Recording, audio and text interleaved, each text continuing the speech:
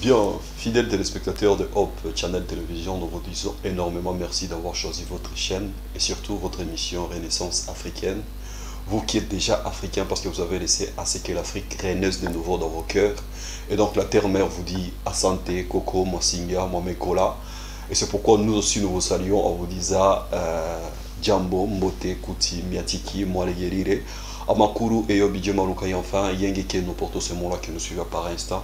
Et franchement, nous devons toujours garder l'espoir avec cette chaîne de l'espoir, mais aussi renaître avec cette émission Renaissance africaine, qui est un programme qui fait l'honneur à la Terre-Mère, parce que c'est un programme qui revivifie encore, comme on l'a toujours dit, que l'histoire est écrite toujours par les vainqueurs, et comme nous avons été vaincus par la razzia négrière, l'esclavage, la colonisation et le néocolonialisme que nous vivons aujourd'hui dans toutes ses formes dégradantes, qui met toujours à genoux l'Africain, depuis son imaginaire, sa conscience et même le subconscient de l'homme africain est toujours aliéné, et c'est pourquoi nous continuons à déplorer, et c'est pourquoi aussi nous ne serons pas dans une démarche victimaire ou plaintive, mais plutôt nous serons dans une démarche du panafricanisme et même de la Renaissance africaine, parce que nous devons nous assumer, nous devons fraîchement et franchir cette étape de victimisation, parce qu'il n'y a personne qui aura pitié de nous tant que nous n'allons pas décider l'avenir ou alors notre avenir.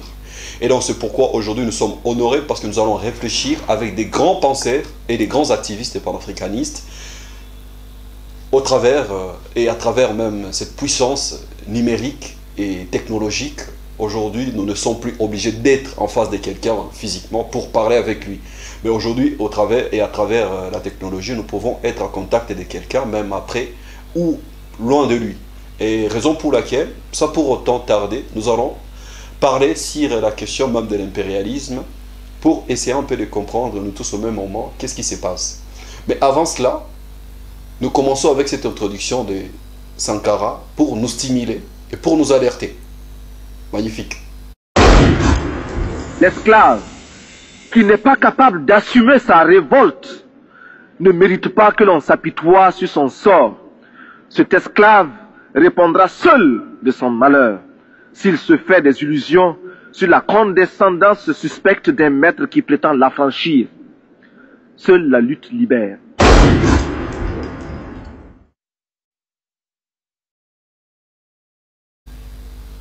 Bien, merci beaucoup. Vous avez déjà compris, un esclave qui n'assume pas sa révolte ne mérite pas qu'on s'apitoie sur son sort. Et donc vous êtes responsables, nous sommes responsables de tout ce qui nous arrive. Comme il est toujours dit encore par Sankara, on ne libère pas un peuple, chaque peuple se libère. Nous devons nous décider. Et vous allez comprendre pourquoi est-ce que nous devons nous décider. Surtout nous les Congolais. Surtout, je dis bien nous les Congolais. L'émission d'aujourd'hui n'est pas une incitation à la haine ou à la discrimination, à la xénophobie et à tout ce que vous voulez bien. Mais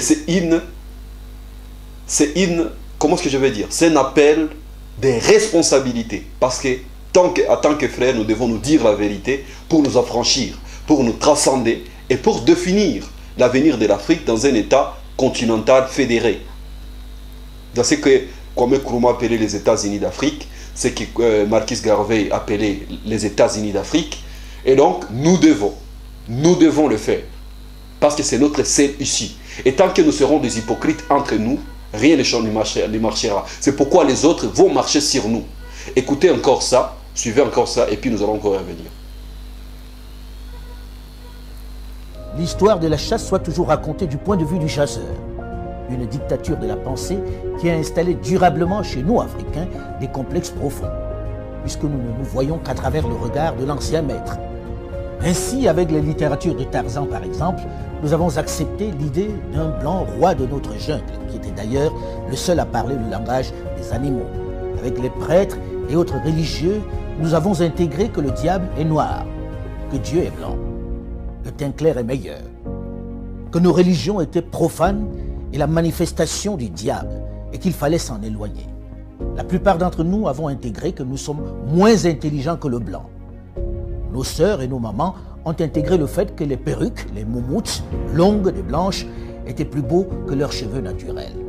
Il est venu le moment de sortir de cet obscurantisme. Il est venu le moment pour une jeunesse désormais bien formée et ouverte sur le monde, d'élaborer le narratif des Africains, de raconter notre histoire, de magnifier nos valeurs, de vulgariser notre savoir, notre conception de la vie. Bref, de récupérer la parole qui nous a été arrachée et de parler de nous, sans complexe, avec fierté. C'est pourquoi j'encourage les jeunes à produire autant qu'ils le peuvent, que ce soit dans la littérature, la culture ou dans le domaine de l'audiovisuel. Les programmes sur nos médias doivent ressembler à nous. Ils doivent refléter nos réalités. Nos feuilletons, nos films, nos jeux doivent ressembler à nous. Fini le mimétisme. Dans le même temps, mon travail à l'international m'a permis au fil de toutes ces années de me rendre à l'évidence à quel point notre continent, pourtant si riche en ressources humaines et minières, souffre d'un mal chronique, l'absence de leadership de qualité qui puisse impulser le développement. Pendant longtemps, les diplômés, les cadres se sont trop contentés de gagner leur vie dans de grosses structures, abandonnant trop souvent à des aventuriers, des voyous de tout poil la gestion de notre bien commun. Des politiques sans vergogne qui se sont enrichis, plongeant nos pays dans l'abîme et le chaos. Il devient urgent pour cette jeunesse bien formée, avec de vrais rêves et de réels potentiels, de s'engager en politique pour donner un cap à nos territoires. C'est eux qui doivent mettre un terme à cette pandémie qui fait plus de victimes que le paludisme, Ebola et le Covid-19. Il faut s'engager en masse en politique et travailler à changer les paradigmes. Il faut arrêter de laisser cette activité à des vieux essentiellement mus par la volonté de se maintenir aux affaires alors qu'ils n'ont aucun projet pour leur pays, alors que leur avenir est derrière eux. Une chose est certaine, et c'est triste de le dire, ma génération et celle de mes aînés ont échoué à développer l'Afrique. Mais vous, les plus jeunes, aurez moins d'excuses, puisque vous avez les armes pour renverser la vapeur. Les cadres se sont trop contents. Voilà, vous comprenez par vous-même qu'il y a déjà un sérieux problème devant nous et que nous ne pouvons pas nous en sortir si nous ne prenons pas conscience. Comme il est toujours dit, pour tuer un peuple, vous n'avez pas besoin des armes lourdes ou des armes à destruction massive. Vous avez juste besoin de dévier son éducation, de dévier leur paradigme, de dévier son idéologie, de défier ses valeurs. Et donc, Alain Foucault, il nous interpelle encore. Mais pour bien comprendre, parce qu'il est aussi trop évident de maîtriser aussi les enjeux, ok, ou de dire la vérité qui est en face. Aujourd'hui, 90% des Africains sont victimes d'une forme de manipulation conçue par un complot international pour nous aliéner davantage, pour nous endormir davantage, pour nous diversifier davantage, pour nous diverger davantage. Ce sont ces techniques impérialistes qu'on utilise pour que les Africains restent toujours endormis. Et comme il avait été dit par un sage malin occidental, que l'objectif de l'impérialisme est de créer une Afrique sans les Africains. Mais on ne va pas tous nous exterminer, mais nous serons là au profit des Occidentaux. Nous serons là pour le mimétisme, pour dire ce que les Blancs viennent de dire. Mais pour bien comprendre comment nous devons nous en sortir, nous devons comprendre les enjeux géostratégiques qui régissent l'humanité actuelle, qui nous régissent aussi, mais malheureusement, d'où nous ne jouons aucun rôle. Nous ne sommes que de dommages collatéraux. Parce qu'on nous manipule, on nous exorcise, on nous paupérise, et que nous sommes toujours éveillés, mais dans un rêve éveillé. Nous sommes endormis en état dont nous sommes des somnambules. Mais pour bien comprendre ça, essayons un peu de comprendre encore cette vidéo. Nous allons encore revenir au plateau. L'Afrique a une dette cumulée de 800 milliards d'euros et une population à 70% jeune qui a à peu près moins de 35 ans. La France, à elle toute seule, elle a presque 2600 et quelques milliards d'euros de dette. Sa population, la population française, elle fait, je crois, 66 millions d'habitants. On fait presque 5 fois cette population. La population française, elle est vieillissante. La population africaine, elle est jeune. Vous ne pouvez pas comparer le sous-sol africain au sous-sol français. Alors, vous pensez que qui a besoin de qui? Celui qui a plus de 2500 milliards d'euros de dette, vous pensez qu'il peut aider celui qui a 800 milliards d'euros de dette? Vous pensez que celui qui a un peuple qui en majorité a plus de 60 ans peut aider celui qui a un peuple qui en majorité a moins de 40 ans?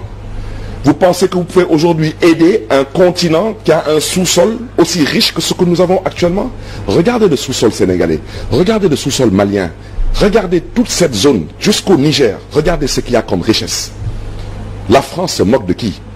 Respectons-nous. Et moi, je veux être clair, je ne suis pas anti-français. Je milite pour un partenariat et non un deal, parce que je ne suis pas un dealer. Et aujourd'hui, il faut qu'on se dise des vérités. Il est temps qu'on reparle et qu'on rediscute du franc CFA. Parce que si le franc CFA doit continuer à exister dans ces conditions, ce n'est pas la peine. Cette monnaie aujourd'hui, elle ne peut pas garantir à la limite l'économie française et qu'en contrepartie maintenant, on soit présenté nous comme les mendiants. Les droits de tirage spéciaux que le président Macky Sall cherche aujourd'hui, soi-disant à obtenir, je ne dirais pas que de la France, parce que j'ai déjà dit, ils sont tous à Paris, tous. Mais vous pensez que les institutions de Bretton Woods, la Banque mondiale, le FMI, vous pensez qu'ils sont à Paris pour la France?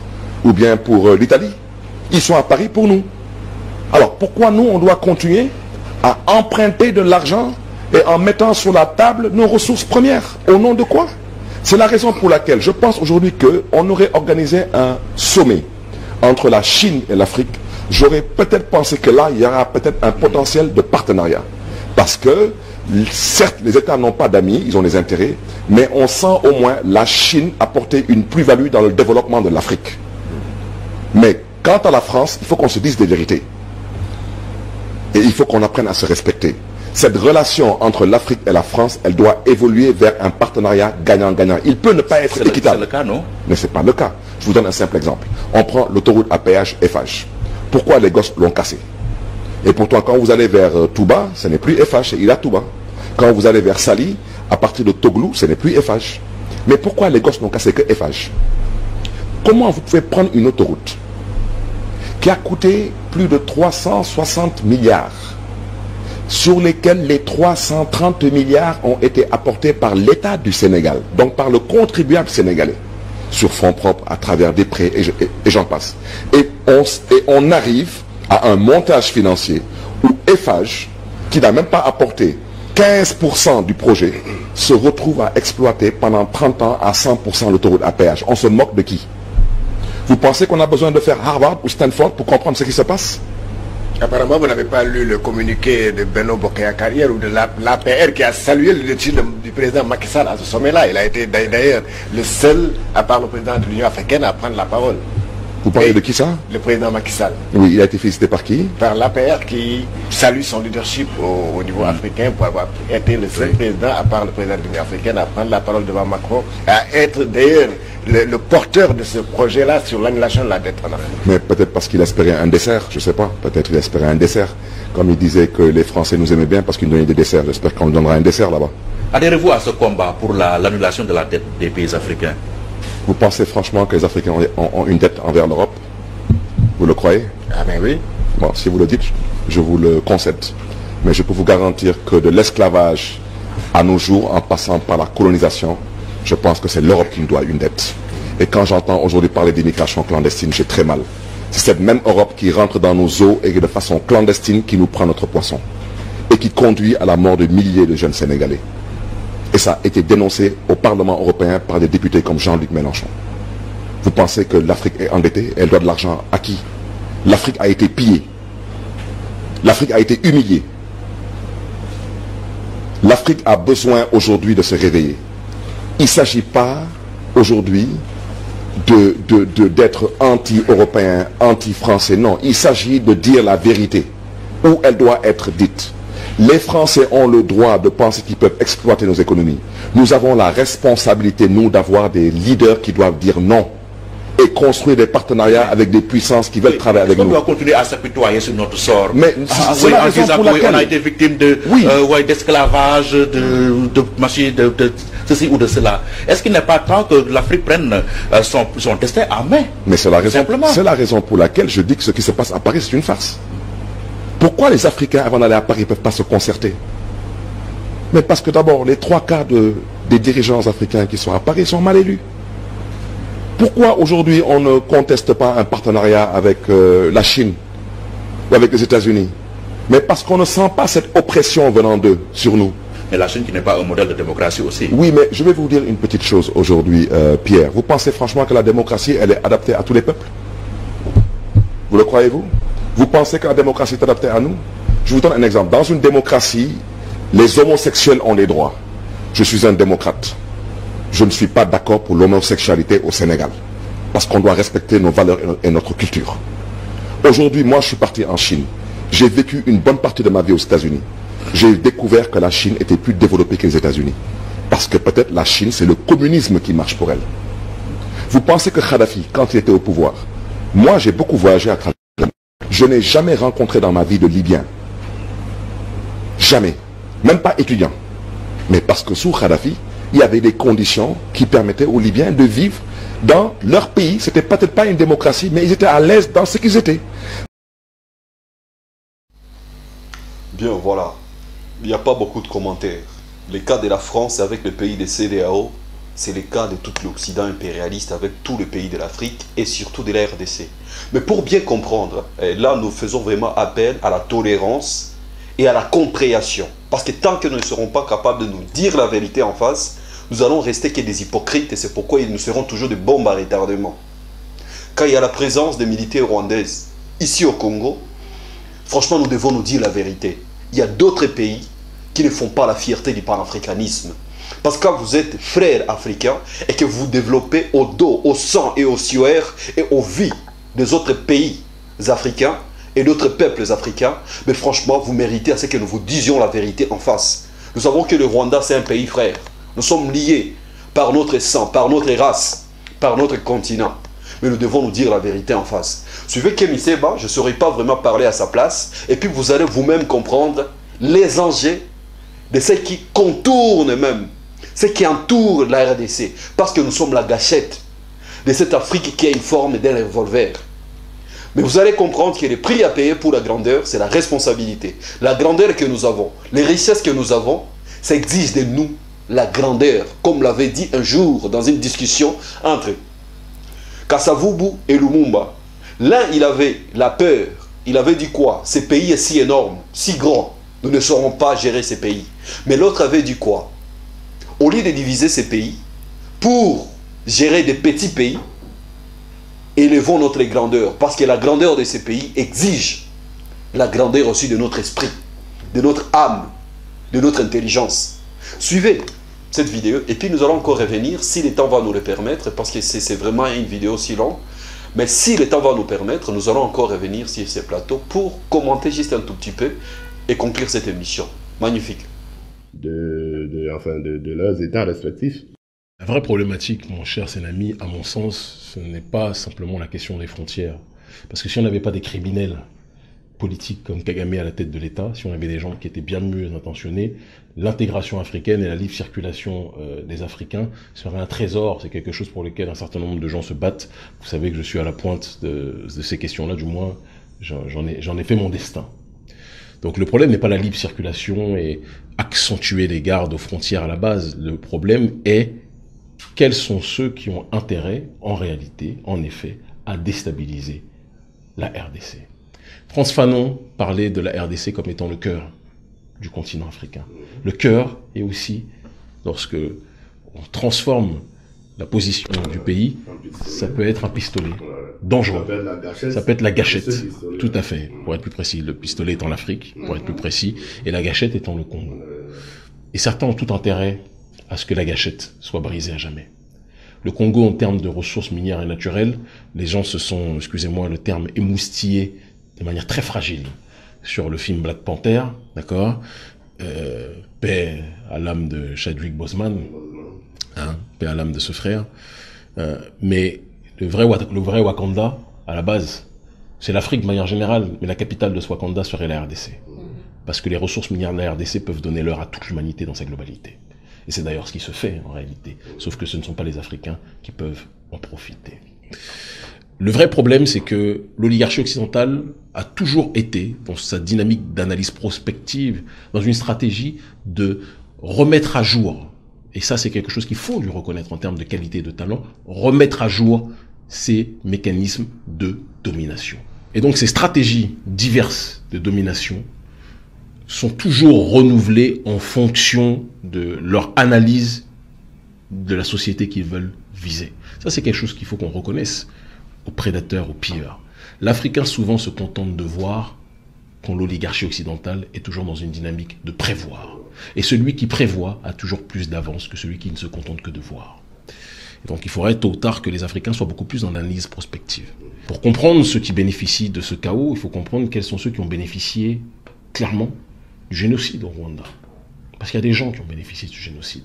Il y a eu des bénéficiaires occidentaux à ce génocide au Rwanda, d'accord, et il y a eu des bénéficiaires africains, d'accord, qui sont encore là aujourd'hui, plus que jamais.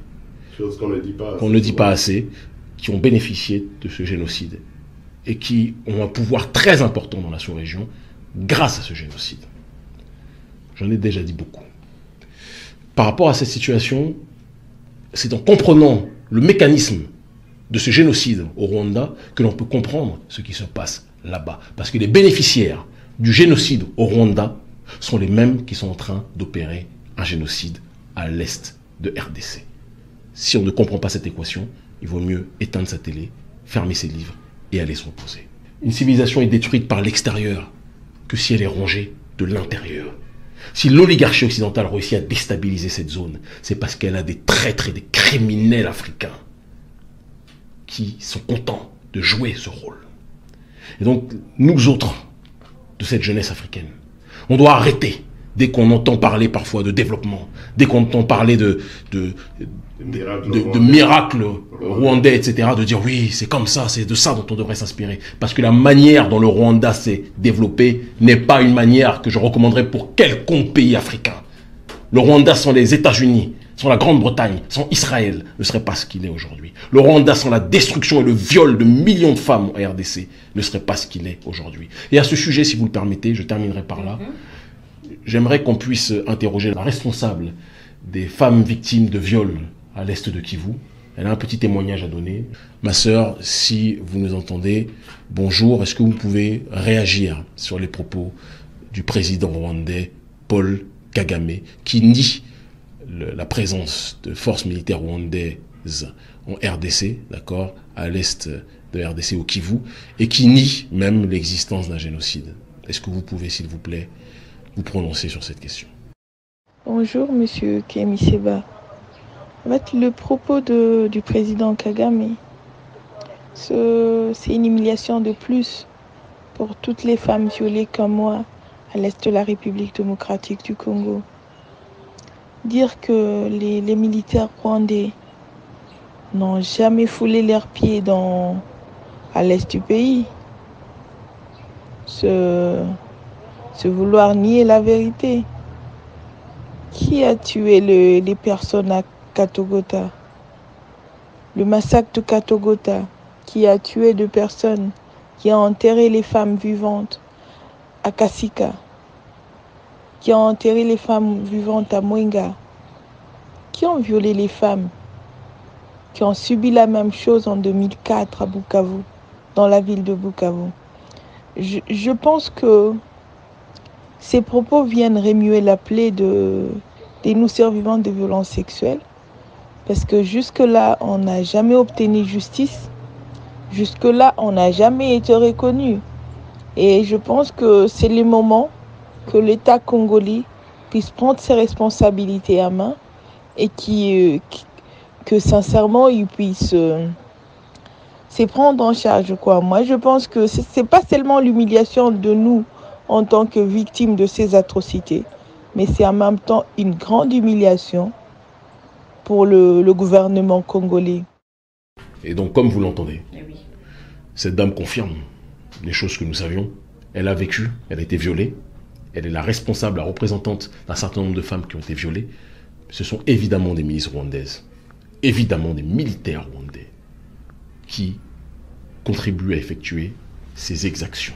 Et donc je le dis et je le répète, Kagame n'est pas... J'étais beaucoup dans la retenue auparavant. Je le critiquais, tout le monde le sait, depuis de nombreuses années. Mais ce qui s'est passé là, il a dépassé les limites de l'acceptable. Kagame est un ennemi de ceux qui veulent la paix et la stabilité en Afrique. Le développement en assassinant ceux autour de vous, ce n'est pas du développement. Et c'est quelque chose qui, tôt ou tard, devra trouver rétribution. On bondit à présent sur la deuxième thématique. Un certain nombre de dirigeants africains se sont réunis ce mardi 18 mai pour un sommet à Paris sur invitation du président français Emmanuel Macron visant la relance de l'économie africaine qui, à en croire l'initiateur du dit sommet, aurait été durement frappé par la crise du Covid-19. Vérité ou élucubration, notre chroniqueur attitré Kémy Séba nous édifiera amplement sur la question. Alors Kémy Séba, qu'est-ce que vous en pensez de ce sommet économique? Alors ma chère Maoulé, mon cher Sénami, on ne peut pas parler du sommet de l'économie africaine à Paris sans parler de ce que revêt en termes de connotation politique ce sommet.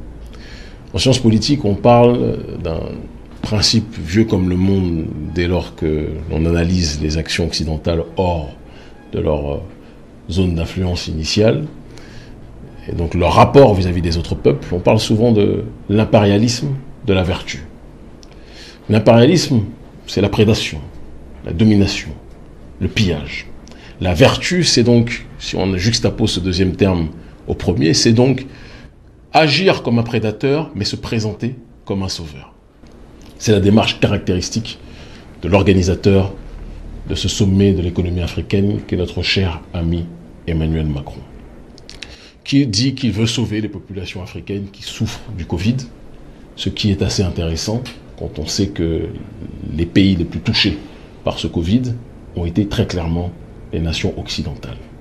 Emmanuel Macron n'a pas été capable de régler la crise en France. Le degré de détestation du président Macron par rapport à la gestion de la crise en France bat des records. Mais ce même Macron veut sauver des gens qui ne lui ont rien demandé, d'accord, et se présente donc comme le sauveur de ces populations égarées que seraient les populations africaines. Donc il est important de préciser que sur 54 chefs d'État, simplement 18 sont venus. Ce qui sous-entend quand même que malgré toutes les critiques qu'on peut apporter à bon nombre de dirigeants africains, une grande partie commence à se dire que la France, qui n'arrive pas à se sauver elle-même, ne peut pas avoir l'arrogance de venir donner des leçons au reste des pays africains. Ça, c'est un premier point important. L'autre point, c'est que derrière la stratégie de Macron se cache un mécanisme particulier, mais qui en même temps a été tellement usité par l'oligarchie d'Occident, qu'il est important que la population africaine puisse l'intégrer complètement, et donc par conséquent, voir de loin venir les forces prédatrices occidentales vis-à-vis de leur rapport aux Africains.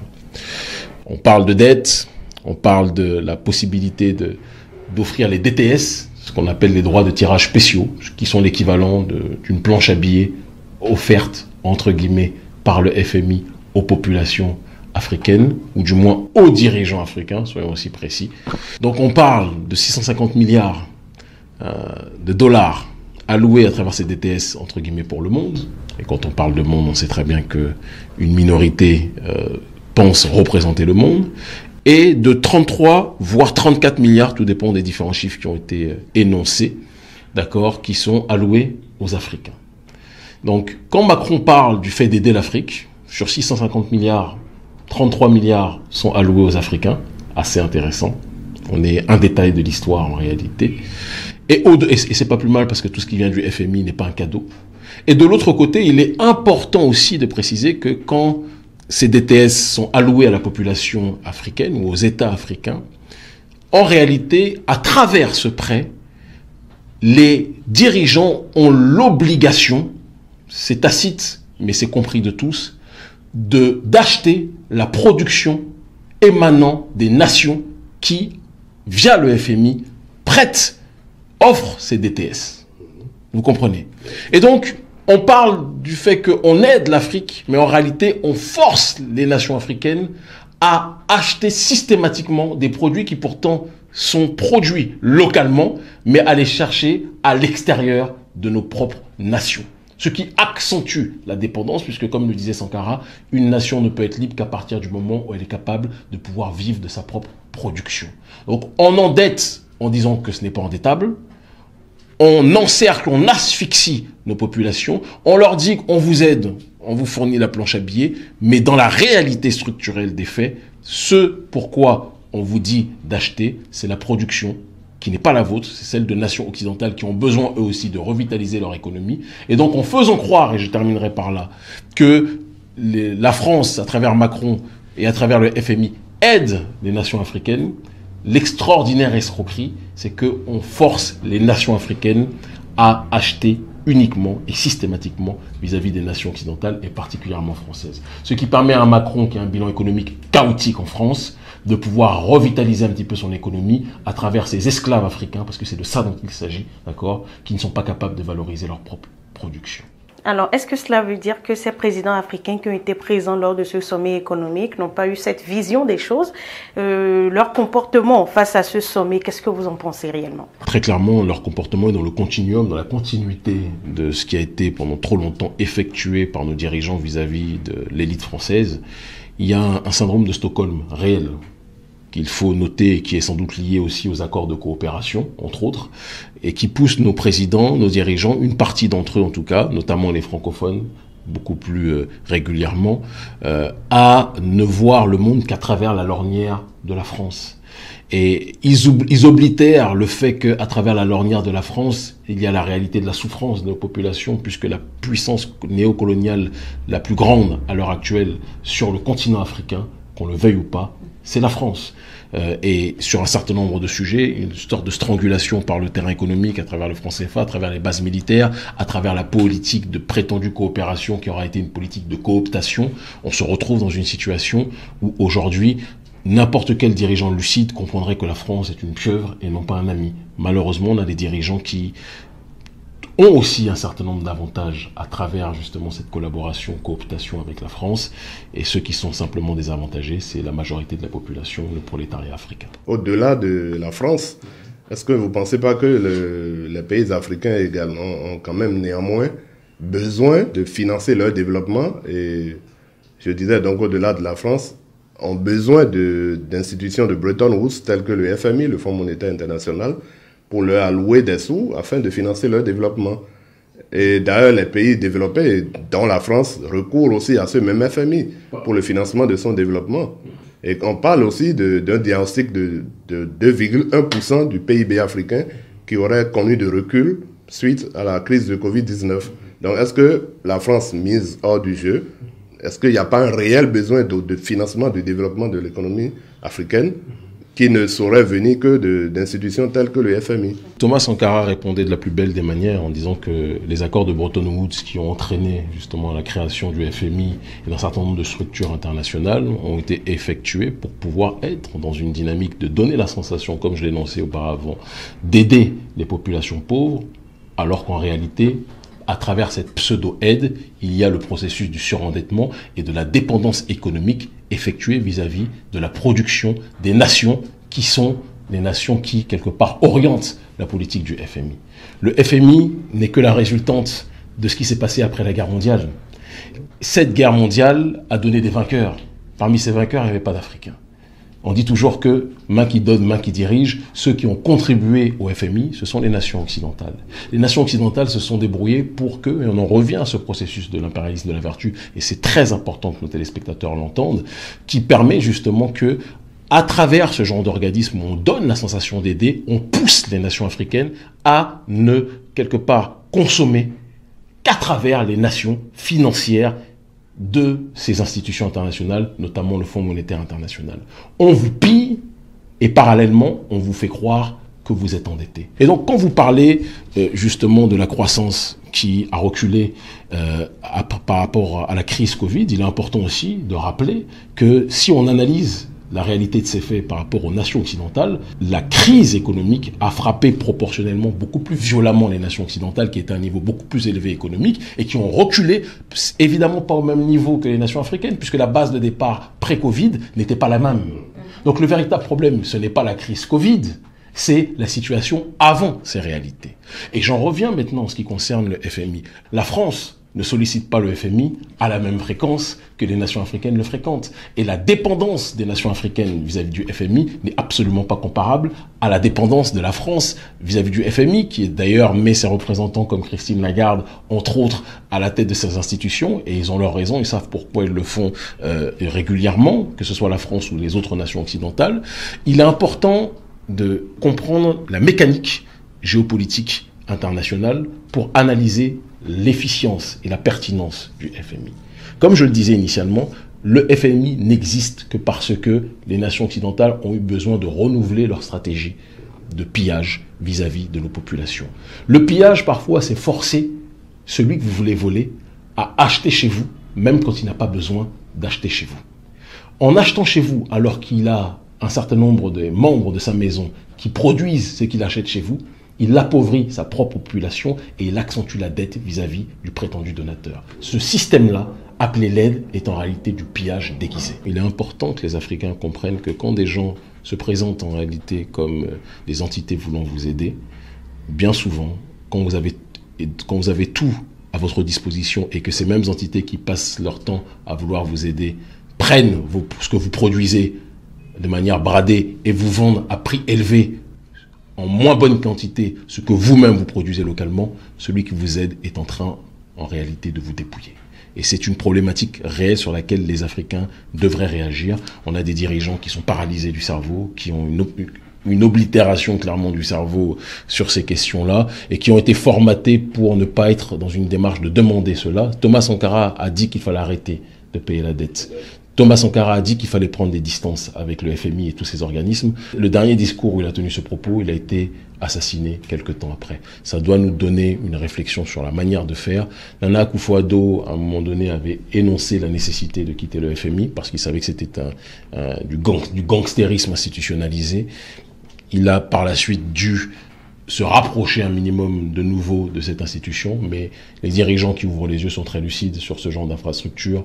On sait que c'est un mal sur certains points pour l'instant nécessaire, obligatoire, mais que tôt ou tard il faudra être capable de couper le cordon avec cette structure qui ne fait que contribuer à l'appauvrissement des nôtres. Les accords de Bretton Woods ont été effectués par les vainqueurs après la guerre mondiale.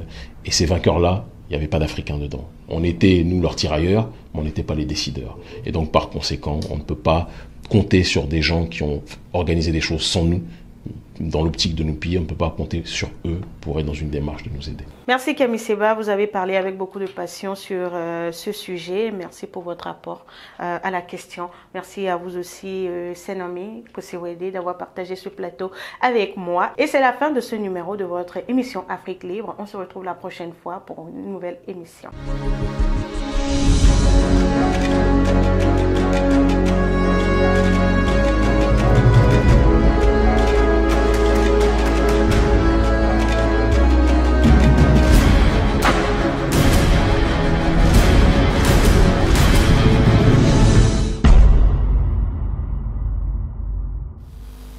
Bien, merci beaucoup. Comme je l'ai dit tout au départ, avant le début de cette vidéo de Kemi Seba, l'objectif ce n'est pas la haine à d'autres peuples, ok? Mais c'est aussi les stimuler à la responsabilité. C'est qu'il y a ceux qui contribuent à l'arrêt de ces grands projets des États-Unis d'Afrique et pourtant c'est eux qui se qui ont toujours cette, comment je vais dire, ils semblent être les avant-gardistes même du projet du panafricanisme. Pourtant, c'est eux qui bloquent la machine. Parce que détruire ou déstabiliser la RDC, c'est détruire l'avenir de toute l'Afrique. Comme il a été bien dit là, que nous sommes la gâchette, c'est nous les déclencheurs de tout ce qui va être comme perspective de l'avenir de toute l'Afrique. D'autres petits pays peuvent se contenter de ce qu'ils peuvent appeler comme développement, et aujourd'hui, ils se représentent comme le modèle. Mais vous allez comprendre mieux que moi que la question est autre de la géostratégie internationale. Et dans tout ça, vous allez me dire combien de pays siègent au Haut Conseil des Nations Unies. Combien de pays participent par exemple avec force dans des grandes assises au niveau mondial. Et donc vous devrez comprendre que nous sommes absents en toutes pièces et dans chaque étape des décisions mondiales ou mondiales. Et donc nous devons comprendre que c'est un État ensemble, parce qu'avec les États-Unis nous n'avons pas de poids, avec l'Union européenne nous n'avons pas de poids, avec les ligues arabes nous n'avons pas de poids, avec la Chine populaire nous n'avons pas de poids, avec l'IRSS continentale nous n'avons pas de poids. Bien qu'il y ait beaucoup de dettes au niveau mondial, mais nous travaillons pour eux. Regardez comme par exemple le petit pays comme la France a plus de 14 pays de CEDEAO qui travaillent pour eux. Ce qu'on appelle le franc CFA, vous allez comprendre mieux que moi, 50% de leur PIB, pardon, de leur entrée, de leur, comment est-ce que je veux dire, de leur économie, production économique, rentre encore dans le trésor public de la France. Pour que la France les rétribue, pour que la France les donne des directives dans quel département ils doivent investir, dans quel département ils doivent financer. Vous comprenez un peu? Et c'est pourquoi ces gens, ils ont beaucoup de dettes, mais leur économie est stable. Ok? Et c'est pourquoi nous sommes en train franchement de nous en appeler à ça. Malheureusement, il y a peu de spécialistes dans ce domaine où je suis en train de vous expliquer des choses maintenant là. C'est que je ne peux pas être spécialiste dans beaucoup de domaines. Non, non, ça aussi je dois être sincère. C'est pourquoi ce que nous faisons appel, où franchement nous recourons aux spécialités des autres médias. Parce que ici au Congo, on n'en a pas assez.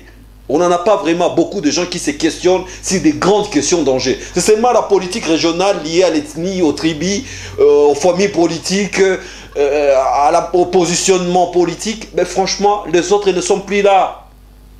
Les autres ne sont plus là. C'est pourquoi nous sommes... C'est pourquoi on nous envahit, c'est pourquoi on nous détruit, c'est pourquoi on nous viole, on nous ostracise, on nous paupérise, on nous fait tout ce qu'on veut. Tout simplement parce que nous sommes déconnectés aux vraies questions d'enjeux. Alors, ça pour autant, franchement, parler trop, parce que je ne suis pas un pasteur, je ne suis pas un prêtre, mais je suis en train juste d'alarmer la conscience et l'imaginaire collectif. C'est que nous devons nous réveiller. Il est temps. Et cet appel d'Alain Foka, franchement, fait cet appel au vrai sens du terme. Suivez ça et peut-être bien nous y reviendrons juste pour vous dire bye. Merci beaucoup. L'histoire de la chasse soit toujours racontée du point de vue du chasseur. Une dictature de la pensée qui a installé durablement chez nous, Africains, des complexes profonds, puisque nous ne nous voyons qu'à travers le regard de l'ancien maître. Ainsi, avec la littérature de Tarzan, par exemple, nous avons accepté l'idée d'un blanc roi de notre jungle, qui était d'ailleurs le seul à parler le langage des animaux. Avec les prêtres et autres religieux, nous avons intégré que le diable est noir, que Dieu est blanc, le teint clair est meilleur, que nos religions étaient profanes et la manifestation du diable, et qu'il fallait s'en éloigner. La plupart d'entre nous avons intégré que nous sommes moins intelligents que le blanc. Nos sœurs et nos mamans ont intégré le fait que les perruques, les moumoutes, longues et blanches, étaient plus beaux que leurs cheveux naturels. Il est venu le moment de sortir de cet obscurantisme. Il est venu le moment pour une jeunesse désormais bien formée et ouverte sur le monde, d'élaborer le narratif des Africains, de raconter notre histoire, de magnifier nos valeurs, de vulgariser notre savoir, notre conception de la vie. Bref, de récupérer la parole qui nous a été arrachée et de parler de nous, sans complexe, avec fierté. C'est pourquoi j'encourage les jeunes à produire autant qu'ils le peuvent, que ce soit dans la littérature, la culture ou dans le domaine de l'audiovisuel. Les programmes sur nos médias doivent ressembler à nous. Ils doivent refléter nos réalités. Nos feuilletons, nos films, nos jeux doivent ressembler à nous. Fini le mimétisme. Dans le même temps, mon travail à l'international m'a permis au fil de toutes ces années de me rendre à l'évidence à quel point notre continent, pourtant si riche en ressources humaines et minières, souffre d'un mal chronique, l'absence de leadership de qualité qui puisse impulser le développement. Pendant longtemps, les diplômés, les cadres se sont trop contentés de gagner leur vie dans de grosses structures, abandonnant trop souvent à des aventuriers, des voyous de tout poil la gestion de notre bien commun. Des politiques sans vergogne qui se sont enrichis, plongeant nos pays dans l'abîme et le chaos. Il devient urgent pour cette jeunesse bien formée, avec de vrais rêves et de réels potentiels, de s'engager en politique pour donner un cap à nos territoires. C'est eux qui doivent mettre un terme à cette pandémie qui fait plus de victimes que le paludisme, Ebola et le Covid-19. Il faut s'engager en masse en politique et travailler à changer les paradigmes. Il faut arrêter de laisser cette activité à des vieux essentiellement mus par la volonté de se maintenir aux affaires alors qu'ils n'ont aucun projet pour leur pays, alors que leur avenir est derrière eux. Une chose est certaine, et c'est triste de le dire, ma génération et celle de mes aînés ont échoué à développer l'Afrique. Mais vous, les plus jeunes, aurez moins d'excuses, puisque vous avez les armes pour renverser la vapeur.